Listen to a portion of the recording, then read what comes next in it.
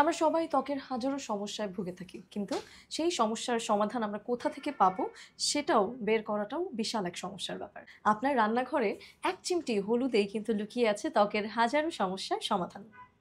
আজকে আমরা জানবো হলুদের গুঁড়া দিয়ে বা হলুদ দিয়ে কিভাবে আপনি আপনার ত্বকের যত্ন নেবেন।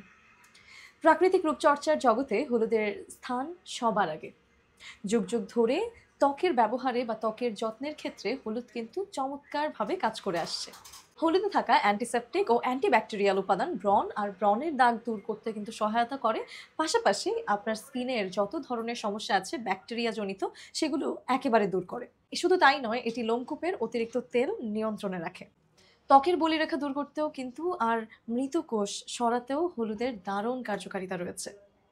এমনকি বিভিন্ন চর্মরোগ সরাতেও হলুদ চমৎকারভাবে কাজ করে।